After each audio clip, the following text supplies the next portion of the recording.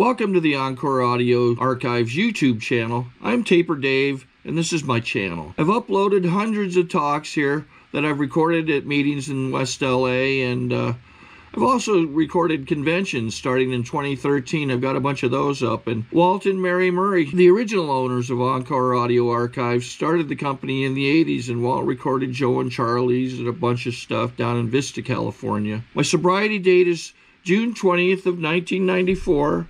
I hope you find something you like, so please like and subscribe to my channel and comment down below. If you want to hear something that I don't have or that you don't see, I'll see that I get it. Anyways, take care and have a great day if you want to.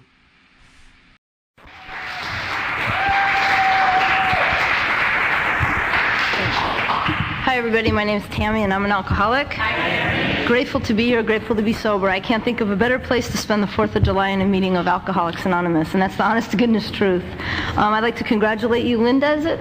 On your 90 days, and Pam on her welcome chip. And I met Pam a couple of days ago in a meeting, and we actually really didn't even meet.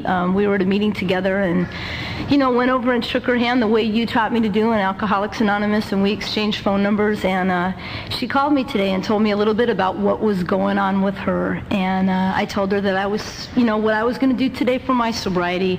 And I told her that I was speaking, and she asked where, and I asked her if she'd like to join me, and she said yes. And so I'm really grateful that she joined us tonight. And what Pam doesn't know is that I talked to my sponsor this morning and a couple of the girls that I sponsor, and Pam also called them.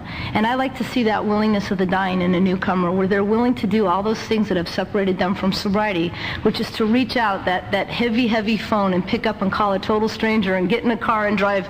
You know, we're from the San Fernando Valley, and she doesn't even really know me, but she's willing to do what she needs to do in order to stay sober. So I would like to welcome you to Alcoholics Anonymous. When I came to Alcoholics Anonymous, I was living in a 4,500 square foot home with 3 cars in the garage paid for, on a half an acre of land, with a full-time maid, and my husband and my 2 kids were living in a 1-bedroom hotel room. That's how bad my drinking had become for them. I'm glad to see there's members of Al-Anon here. I'm a big supporter of Al-Anon, but I hated those Al-Anons when I was drinking. And you know, I spoke here, I think, a year and a half ago, and I remember it was the first time I'd ever spoke in front of my Al-Anon husband. And I remember all of a sudden being up here and looking down and seeing him there and being painfully aware that this was a huge mistake, because I had to kind of be really honest about what it was like. And I remember leaving the meeting saying, I will never do that again. And here I am a year and a half later on the same podium with my Al-Anon husband. So just because you get sober doesn't mean you get smart.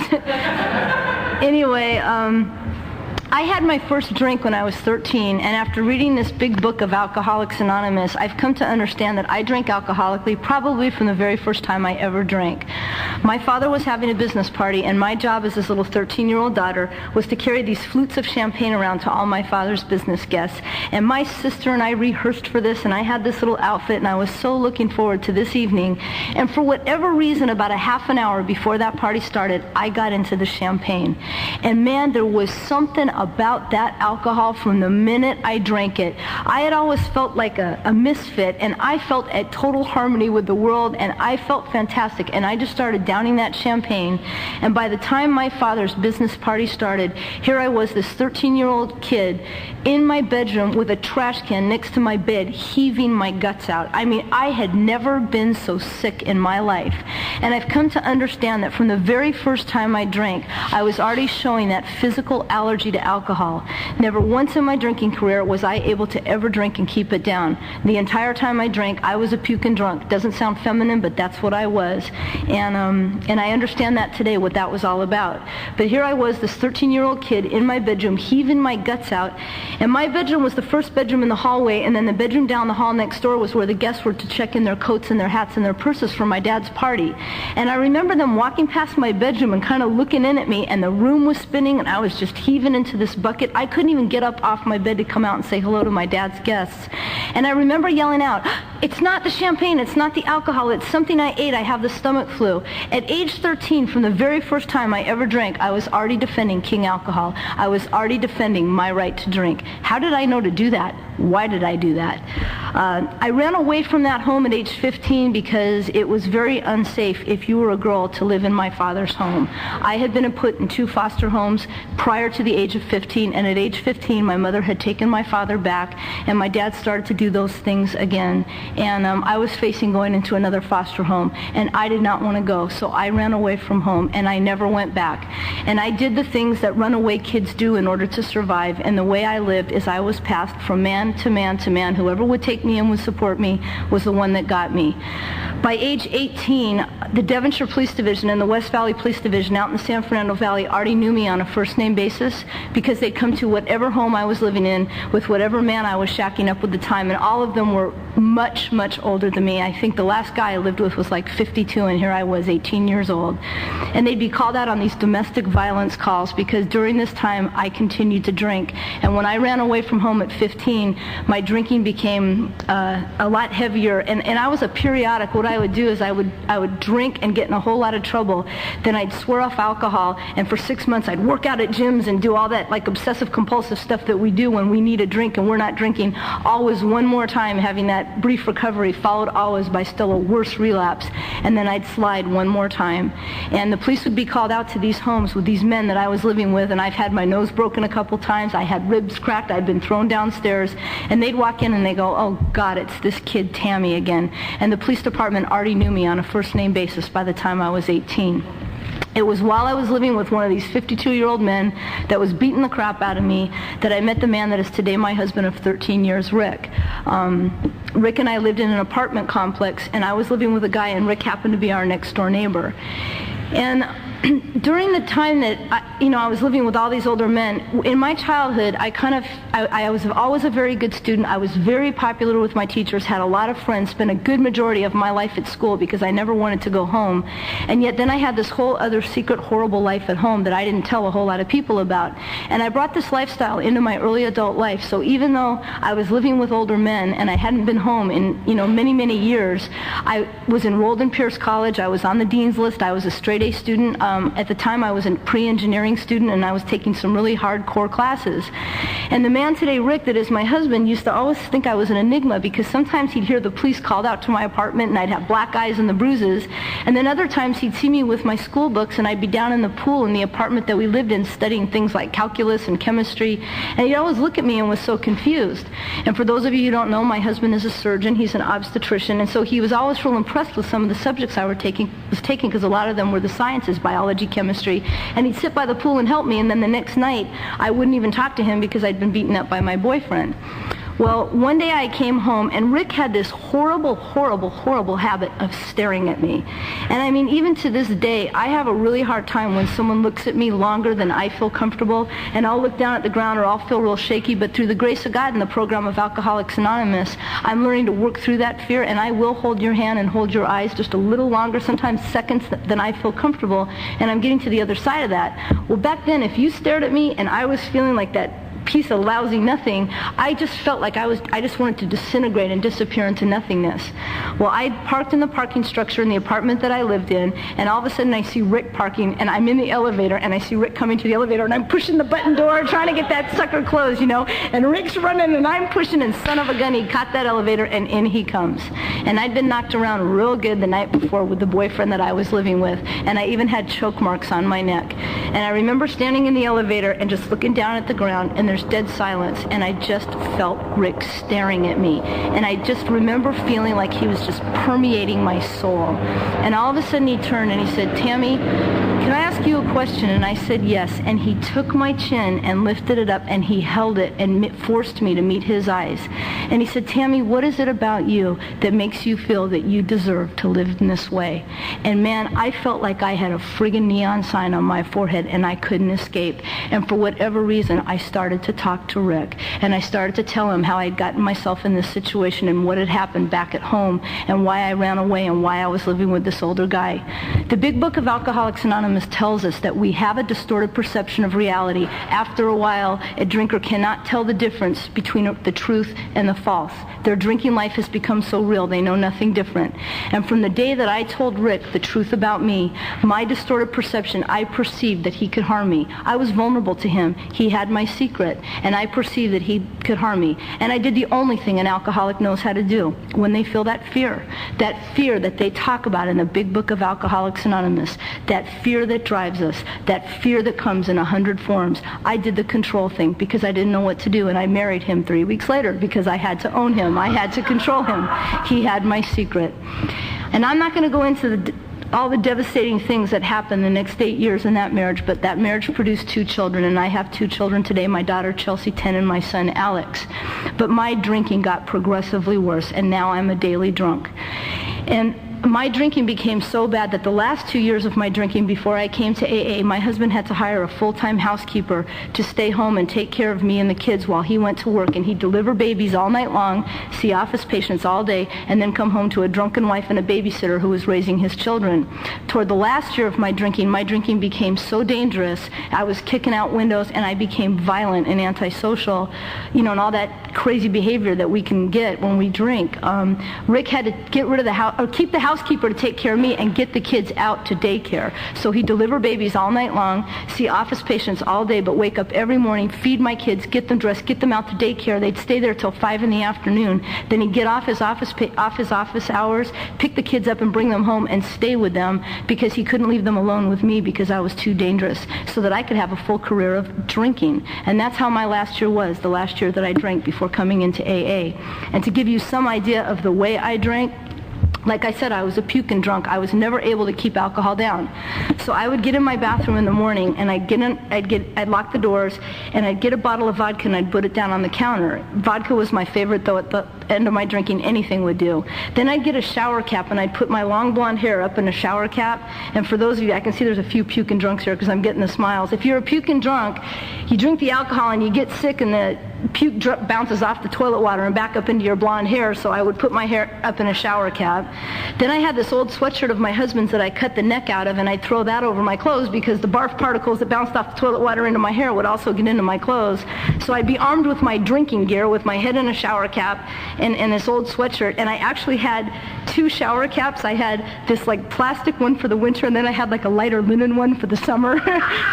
So I'd arm myself in my drinking wear. Then I'd take a toothbrush with toothpaste, and I'd put the toothpaste on the toothbrush and lie that down on the counter. I'd plug my nose, I'd uncap the bottle, I'd take the bottle, I'd down that sucker as quickly as I could, put the bottle back on the counter, recap the bottle because God forbid the fumes got to me and I threw up before the alcohol started to take effect.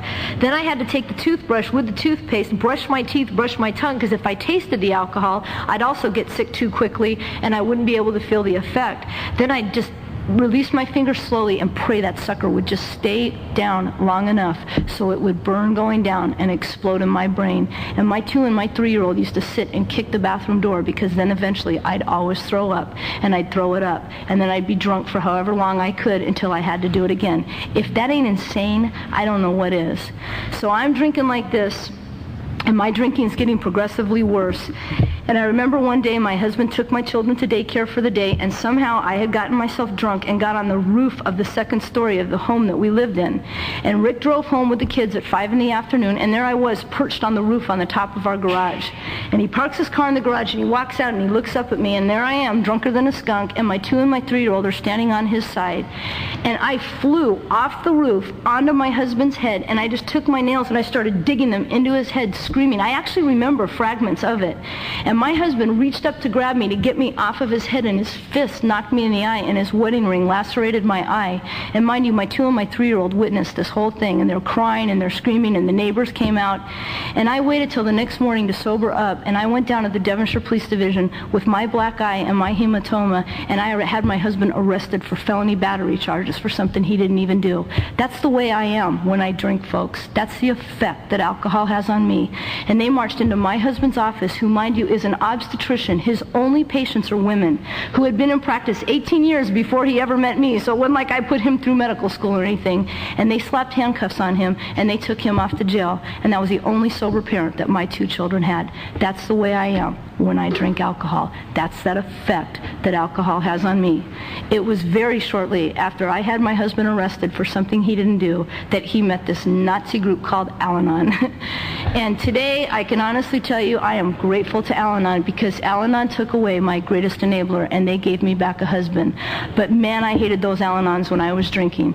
And my husband started to attend these Nazi meetings, and I'll never forget one day he came home and he found me drunk again, and he'd just come back from an Al-Anon meeting. And he looked me in the eye, and he didn't look down at the ground, and he didn't look like he was afraid of me, and he said, Tammy, you can go to a hell in a handbasket if you want to, but you are not taking Chelsea and Alex and I with you anymore. And there was something in his eyes, and I knew that those Al-Anons were giving him the support that he needed, and I wasn't able to control him like a marionette puppet anymore.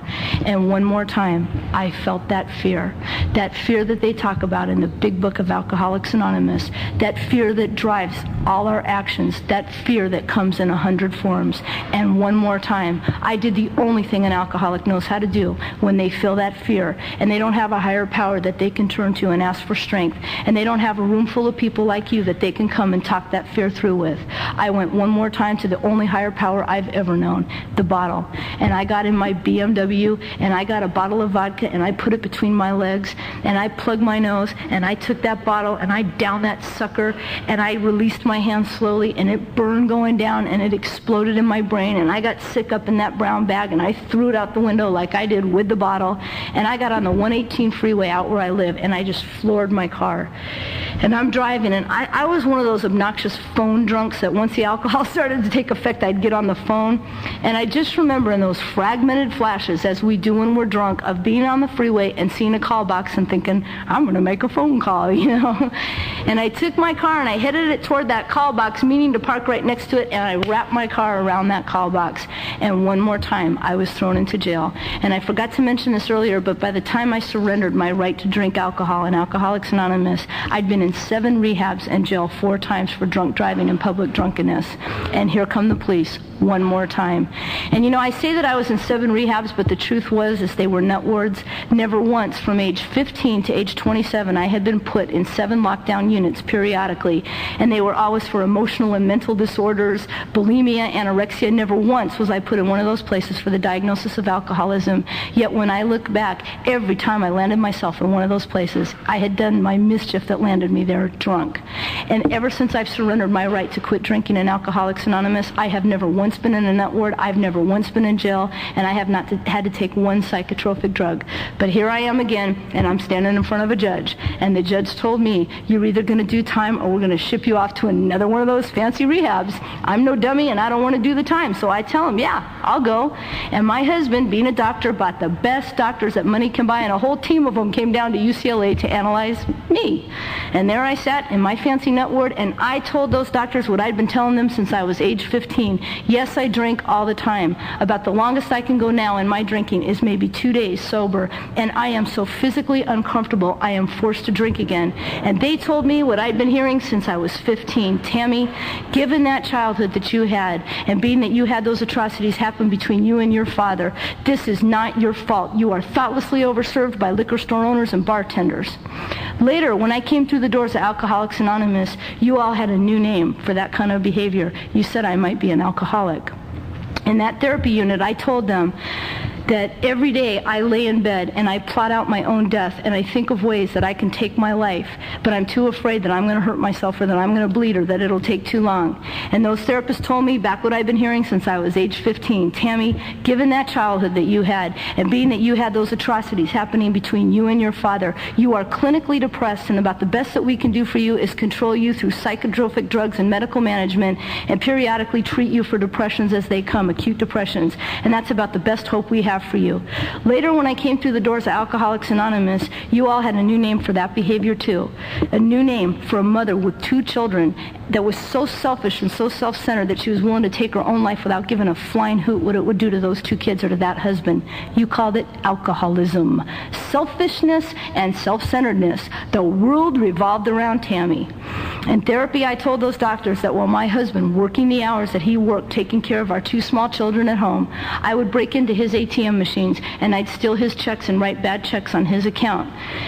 In therapy, they told me that being that I was put in foster care 3 times by the time I was age 15, that I was robbed of a lot of material things, and since I had no love and nurturing from my parents, the material things became my love and nurturing, and when I was robbed of those, it equated in my low self-esteem. And therefore, taking my husband's money to buy myself material things was really my way indirectly of buying back the self-esteem that I had so poorly lost in my childhood. Later, when I came to the doors of Alcoholics Anonymous, you all had a new name for that behavior too. You called it stealing.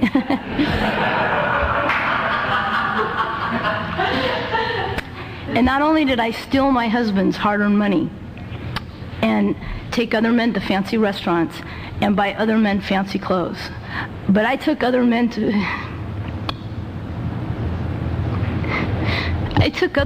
fancy hotels. And I took other men on fancy vacations while my husband, working the hours that he worked, took care of our 2 small children at home. And in therapy, they told me that I was searching for the father that I never had and that my needs weren't getting met at home by my husband, Rick. And later, when I came through the doors of Alcoholics Anonymous, you all had a new name for that behavior too. You called it cheating. See, by the time I got to Alcoholics Anonymous, I probably paid close to $100,000 in expensive psychotherapy to find out that living inside of me was a hurt, wounded inner child due to a discontented childhood and a lack of nurturing as a kid, and that none of this was my fault. And then I walked in and came to you guys, and for a buck in a basket, you said, no, baby, you're a liar, you're a cheat, you're a thief, and you're a goddamn alcoholic suffering from alcoholism. And it's the first time I heard the truth about me in 30-something years. So I came into Alcoholics Anonymous, and I would not change my behavior. And God love you women in Alcoholics Anonymous. They said, Tammy, stay away from those clubhouses, little girl. Those men are going to eat you alive. And I want to let you all know that when I quit wearing the low-cut tops and the high-cut shorts and sitting on the guys' laps, I never had a problem with the men in clubhouses anymore. But I refused to change my behavior. And I was one of those obnoxious newcomers that I took 5 30-day chips. And I was one of those ones that used to wear all 5 30-day chips on my belt buckle like this was something to be proud of, you know. And needless to say, I could not stay sober. And now I've taken my 5th 30-day chip, and my husband and kids have moved out into a hotel room, and they're in a 1-bedroom hotel room, and they've left me in the house, and they don't want to be a part of my life anymore. And I got up at a podium at the Hole in the Sky, my home group out in the San Fernando Valley, and I took my 5th 30-day chip, and I told you all something about God, and I told you all something about how wonderful my life was. I failed to mention to you that I'm not even living with my own husband and my own kids. And in fact, I had not seen my husband or kids in 67 days. And I got down off that podium, and the old-timer Nick, who ran the clubhouse at the time, came to me, and he says, kid, you got a phone call. And I went back into the clubhouse, and I took the phone call, and it was my husband, Rick. And he said, Tammy, are you sober? And with the arrogance of an alcoholic, I said, yes, I'm sober. In fact, I've just taken another 30-day chip. And he said, well, Tammy, he said, if you're sober, our son has just signed up for T-ball, and he has his first game today. And if you're sober, the kids would like to know if you'd like to watch his game. And I told my husband I'd like that. And I got the directions, and I got in my car, and I drove to where Rick and the kids were. And mind you, I hadn't seen them in almost 70 days. And I walked up to this Little League field, and all of a sudden I looked up, and there was my little 4-year-old son. And he was up at bat with his little helmet on his head, and he was swinging at a ball that was sitting on a tee, and the helmet was so big, it was falling down over his eyes. And there was my little 6-year-old daughter, Chelsea, in the bleachers eating a snow cone. And there was my husband, Rick, with a full team uniform on, and he was the coach. And I realized for the first time that my family was going on with their lives without me, and that my alcoholism wasn't affecting them anymore. And one more time, I felt that fear that they talk about in this big book of Alcoholics Anonymous, that fear that drives our thoughts, our behavior, and our action, that fear that comes in 100 different forms. And one more time, I did the only thing an alcoholic knows how to do when they feel that fear, and they don't have a higher power that they can turn to and ask for strength, and they have not taken the time to get to know the people that could have helped them, that I could have gone and talked that fear through with. Because see, I spent too much time coming to meetings late, leaving meetings early, and spending half my meeting out in the parking lot picking up on you men. And one more time, I did the only thing that I've ever known how to do when I feel that fear. I turn to the only higher power I've ever known. And I walked back to my car, and there was this man kicked back in a lounge chair with a cooler in front of him. And I turned to him and I go, man, you look like you're feeling good. And he goes, yeah, babe, nothing a beer wouldn't cure. You want one? 7 rehabs, jail 4 times, 5 30-day chips. My husband and my kids are living in a hotel room. And I said, yeah. And I don't know what that dude's night was like, but I came to 4 days later, and I am struck sober in some woman's kitchen down in Inglewood by the airport. And I did not know how I got from the San Fernando Valley to Inglewood. I did not know where my car was. And I'm in this woman's kitchen holding an ice pack on the side of my face, and she's giving my husband, Rick, directions to come and pick me up one more time. And my husband drove down to Inglewood, and I watched her and my husband exchange a few words on the patio, and he opened up the car door and he said, Tammy, get in. And I just walked with my head hanging low with my ice pack going, oh my God, what have I done and what's happened? And I get into the car and Rick starts to drive, and there's like this dead silence. And all of a sudden I felt a rage I had never felt before in my life. I hated Alcoholics Anonymous. I hated Al-Anon. I hated my husband. I hated my parents. I hated my childhood. I hated those therapists. I hated the entire world for my behavior one more time.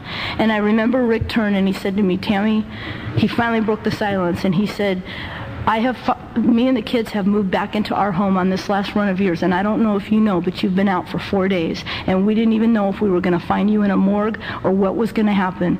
But I went to a judge, and I have a restraining order. I have a restraining order on you that says that you cannot come within 1,700 feet of me, of our 2 kids, or of our home, and you got to go. And I only remember turning to him and saying, Rick, where am I going to go? And he said, I don't know, Tammy, but you got to go. And he served me with the papers. And we didn't say another word that whole ride home. And then he pulled up to our house in Chatsworth, and it was dark now. It was the evening. And I said, who's with the kids? And he said, Jenny's up there with the kids, Tammy, and don't you dare wake them up. You have 3 minutes to pack your stuff, and you get out of here. And I remember now, there's no more rage, there's nothing. Man, I was like a walking dead person. And I just remember walking up the stairs to my house and hearing this low buzzing ringing in my ears. And I took a brown paper bag, and I started to throw some sweats and some T-shirts into this bag. And I walked back down the stairs, and Rick was standing by the door with his arms folded, and I just looked at him and I said, Rick, let me say goodbye to the kids before I go. I'm sorry. And he said, go ahead, Tammy, but don't wake them up. And I walked upstairs, and my little 4-year-old son, Alex, was asleep in his bunk bed. And I had barf in my hair, and my face was wiped out and bloody, and I reeked of alcohol. And I just remember taking my finger and outlining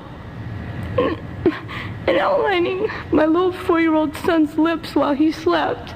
And he smelled the alcohol, and he opened up his eyes and he goes, Mama, why are you doing this to us?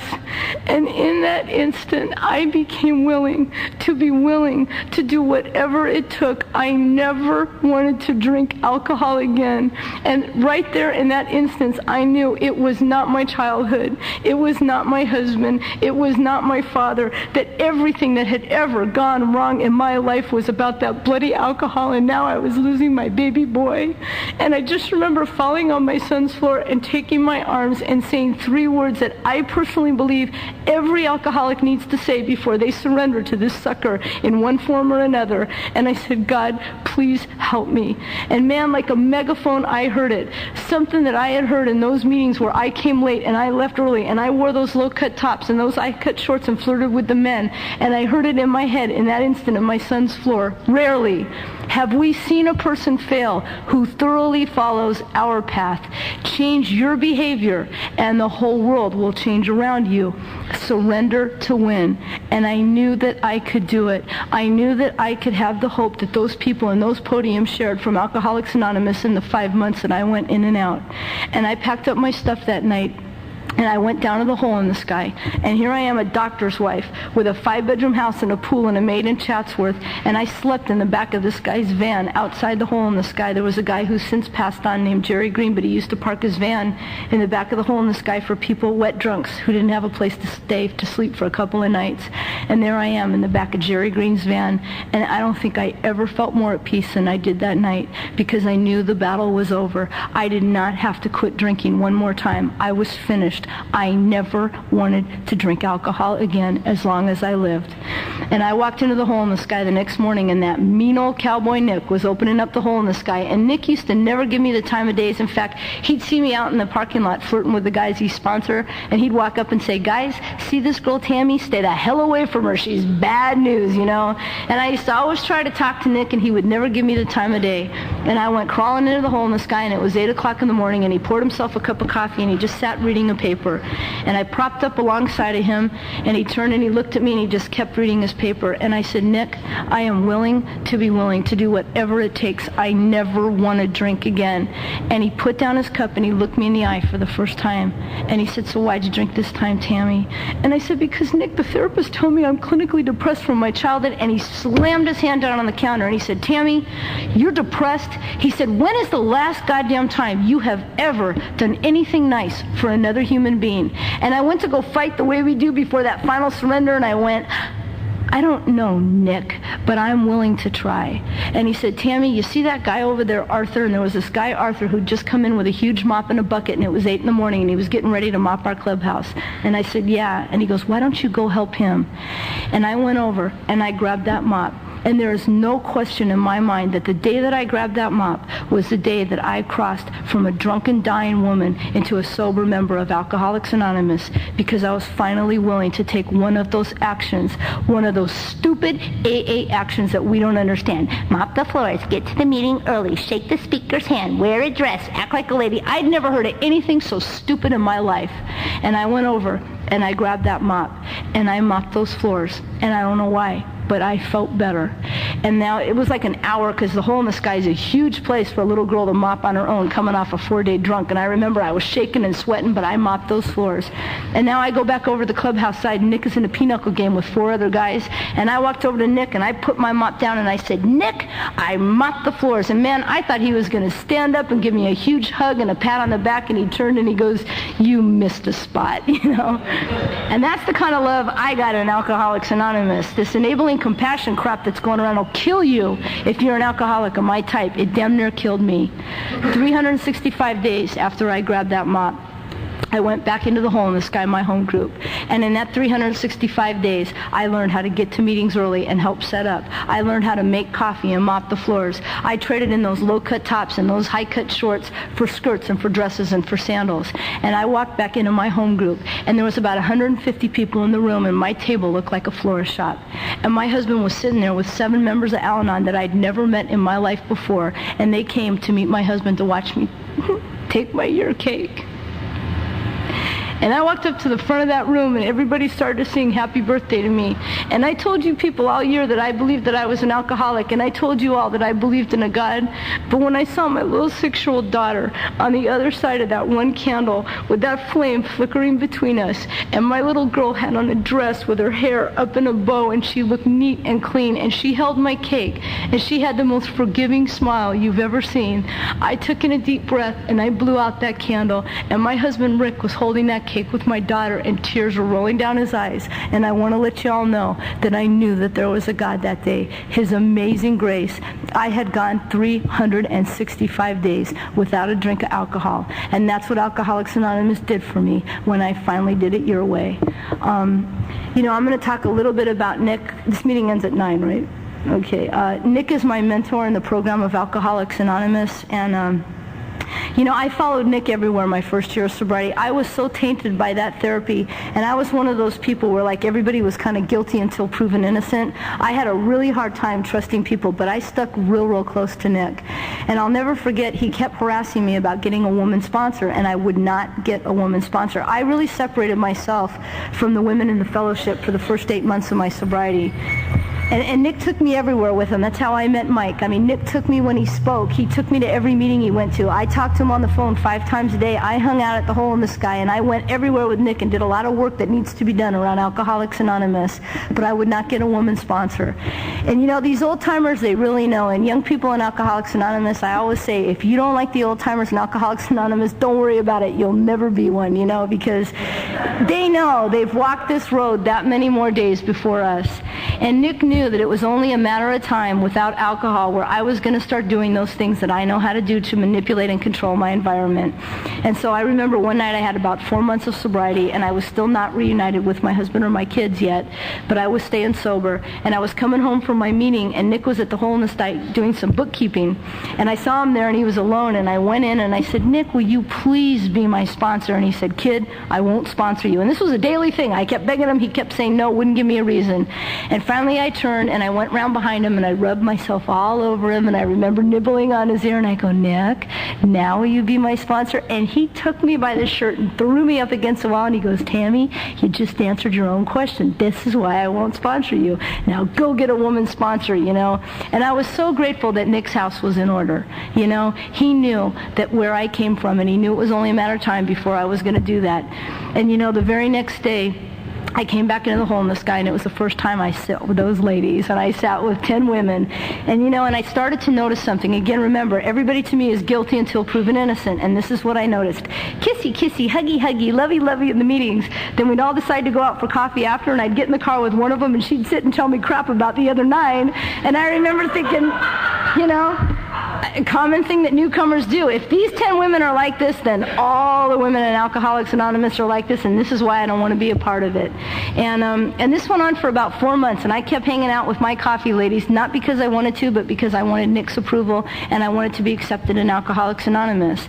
And finally, I had about 8 months of sobriety, and I remember this woman would come to my Sunday meeting, and she was so feminine and had so much dignity, and she kind of like flowed into the room, and she was so soft-spoken, and she was like one of those ladies I knew I'd never be. And when she'd share so like becomingly about her, you know, husband of 8 years, and they always spoke so nicely about each other from the podium. He's in the program too. And I knew that she was in pre-med school, and I think, my God, this woman's done so much with her life. And one day I heard this woman, Diane, share about the way she drank. And my God, Diane drank like I did. And I just remember seeing this feminine thing and thinking, there's just no way that that story goes with that person. And I started to get really excited every time I heard Diane share. They'd call on her, and I'd be in my little seat with my coffee ladies, really excited, like, yeah, yeah. And they'd always roll their eyes when she got called on. Because, see, Diane shared about going to school, and Diane shared about being in a healthy relationship, and Diane shared about being of service to others. And those women would be kissy, kissy, huggy, huggy at the meeting with Diane, and then I'd go to coffee with them, and they'd go, you know what? That podium isn't about sharing about going to school and her being in medical school. That's bragging. And you know what? I never saw it that way. And I was too ashamed and too embarrassed to tell them how much I used to get excited when I'd see Diane share. And finally, Nick started really harassing me about getting a woman sponsor, and I turned, and I told Nick what I was feeling. And I'm one of those people that I always feel if a thought originates with me, it's dumb, it's stupid, and you're all going to laugh. But I finally sat down, and I said, Pop, can I tell you what's going on? And I started to tell him about this woman sharing and about my other ladies who couldn't stand her. And he said, kid, I'm going to tell you something. I know the little girl you're talking about, and her name is Diane, and I saw her come to the program of Alcoholics Anonymous 10 years ago, and she was a grass-grabbing, puking, falling down drunk. And when I'm leading a meeting, young lady, and Diana's in the audience, you better darn well believe I call on her, because Diana shares about the program of Alcoholics Anonymous and how to practice these principles in all your affairs. And that night I went home and I called Diane, and I had never really talked to her before in my life, and I asked Diane to be my sponsor, and Diana is a good sponsor. Diana is sober. Diana participates all the time in the program of Alcoholics Anonymous. She not only sponsors with her words, but she sponsors with her actions. And through good sponsorship and guidance from Diane, I was able to enroll myself. I had dropped out of high school, and I got my high school diploma, and then I ended up finishing what I didn't do at Pierce. And I graduated from a junior college, and I went up to CSUN, and this past May I graduated with a Bachelor of Science degree in Health Administration. And Diana and my husband Rick and my mom and my 2 kids and Nick, my old-timer, when they called my name, I stood up there with my cap and gown, and I looked over, and there's my little AA group, and they jumped up and screamed. And you know what? That's what Alcoholics Anonymous did for me. And if you think that's bragging, you're damn right it is, about the program of Alcoholics Anonymous. Because left to my own devices, I'm a puking drunk with a shower cap on my head, and I am absolutely amazed at what you people have done with my life. And I had a woman judge tell me that I am unfit for my children, and I am a threat to myself and society. And I'm in the credential program at CSUN in graduate school now, and I'm going to be a school teacher. And me, a person who couldn't even take care of her own kids, is going to be teaching your kids. Check it out, you know. And I am absolutely amazed at what you people have done with my life. You know, I'm going to close in sharing that today I'm a sober mom to those 2 kids. And my son just went through a recent medical problem, and we had to take him to all kinds of specialists, and we didn't know what was wrong with him. And I felt really powerless, and it was really scary. But you know what? Rick and I were a team. And every time, you know, my husband still has this astronomically insane schedule. And I could be there, and he could count on me, and I'd say, Rick, I'm taking him to a specialist, and I talked to a guy at Children's Hospital, or I did this or I did that, and I'm okay. And every night he'd just give me the strength, and I'd go and do what I had to do. And I learned from you women and from you men who've walked through things with your kids that it's not happening to me, it's happening to Alex, and that this isn't my pain and my drama, that I need to be there for my son, and that I need to give him the strength so that he doesn't feel the fear. And do you know that every time I went to a specialist's office, knowing the schedule that my husband had, I would look up, and there I'd sit in the waiting room with my son, and my husband would walk in, and he'd found some time or some way to be with us, and we walked through that. And I'm grateful to say that my son is going to be okay, and that it wasn't as serious as we had initially thought. But you know what? Through all the chaos, there was just a relative calm.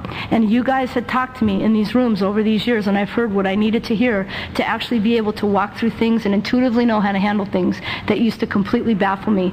You know, 5 years ago, this would have been my insanity. How does this affect me? What is this all about me? And I got to be there for my son, and that's a great gift. I'm a sober, faithful wife to my husband today, and I get to be a sober friend to the women that come in behind me. Al-Anon, I salute you. I thank God for Alcoholics Anonymous, and more importantly, I thank each and every one of you in Alcoholics Anonymous for God. Thanks. Thanks, Mike.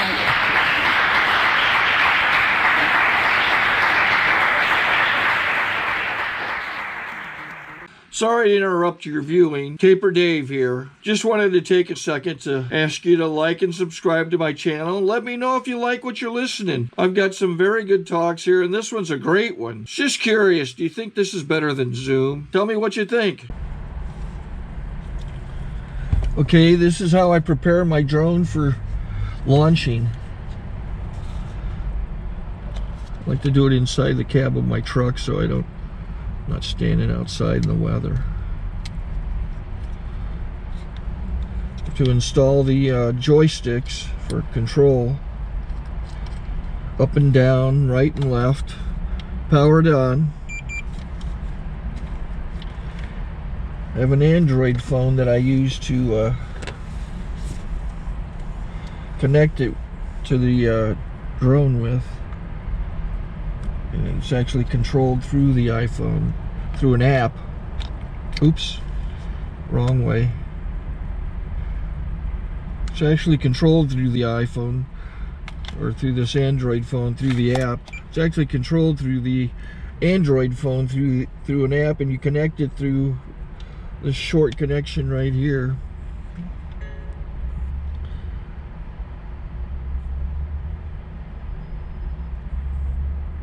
Remote control connected. Remote control's connected. So I pull out the drone. I have to extend the legs. Long legs extended first, then the short legs. Remove the gimbal protector. Set that aside, then power it on one short burst, then one long burst. I lay it down. So I have to go to calibrate. So the drone's not connected yet. It shows you here as this drone gets disconnected, even though the remote's powered on. So the drone has to establish it's connected. So I go into the app to calibration mode.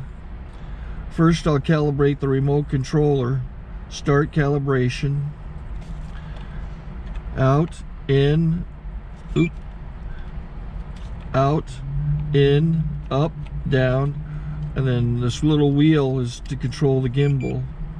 So it's calibrated. Go to gimbal calibration, start calibration, and then it calibrates the gimbal. I don't know if that shows up. The gimbal's moving all over the place. Changes, you can see it on the video. And I'm calibrated to take off. It's acquired 7 satellites at the moment. There are 26 satellites up in the sky, which it has to acquire before you can take off. So it's connected. It's got enough satellites. This is white. I can go to press this little arrow button, swipe right to take off, and it would start the motors if I slid this to the right. But I'll wait till I get outside. Don't want to do it inside.